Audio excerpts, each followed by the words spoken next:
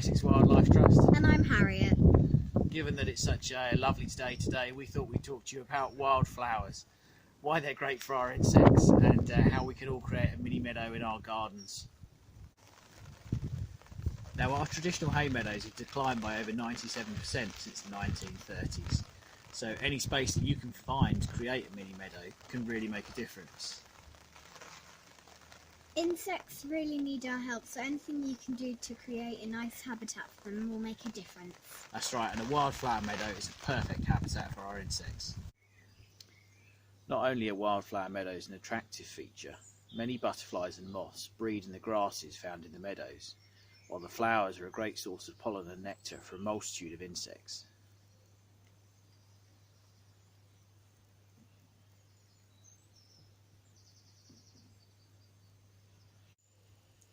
One of the simplest and cheapest ways to encourage wildflowers in your garden is to leave an area of grass uncut. Say no to the mow.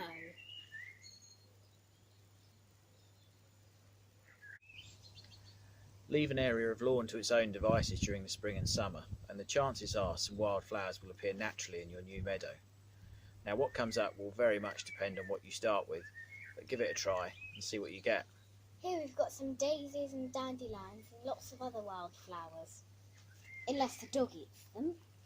Wait.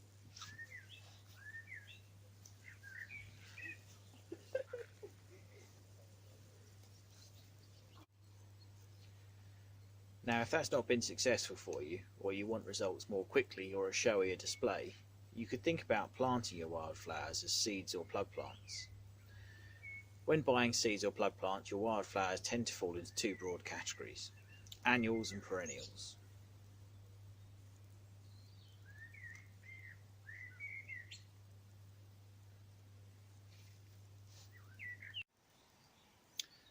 Now, your annuals tend to be used in ornamental borders, designed to look like a meadow.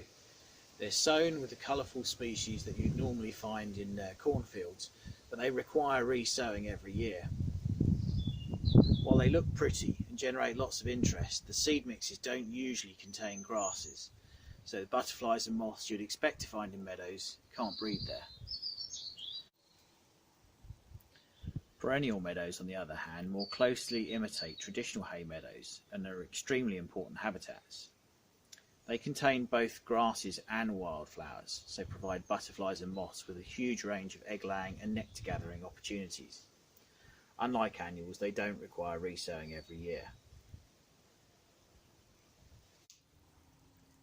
To create an annual meadow, you need to prepare the ground as you would a seed bed. Sow the seed and wait for it to germinate.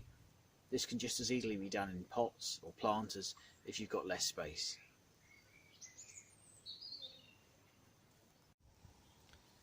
There are several ways to create perennial meadows, and most seed mixes will come with instructions. In general, low fertility soil is ideal, so if where you intend to plant your meadow has high fertility soil, you need to remove the top layer of soil or turf to expose less fertile subsoil. You then prepare the seed bed and sow your seed mix directly into this before lightly raking it over. Typically, perennial meadow mix will contain both grasses and wildflowers. If you want to add a bit more colour in the first year, you could also add in some cornfield annuals, but this isn't necessary. If you've done what we originally suggested and said no to the mow, but want to get things going a little quicker, you can always buy wildflower plug plants to dot about your mini meadow. If doing it this way, planting yellow rattle can be a great idea. It's semi-parasitic on grass, so will slow its growth, allowing your wildflowers a chance to flourish. You could also scatter wildflower seed in these areas, but if doing this, it's best to do in the spring or autumn, just after a really hard cut. Remove the clippings and then give the ground a really good raking to open up the seed bed before scattering your seeds and treading them in.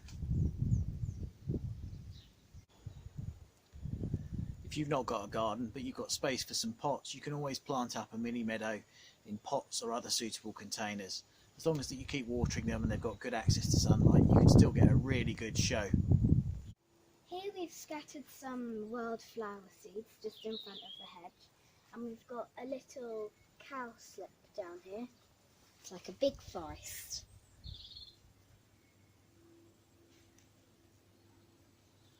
The wildflowers are really starting to come through now, and I think the rain yesterday was really helping them.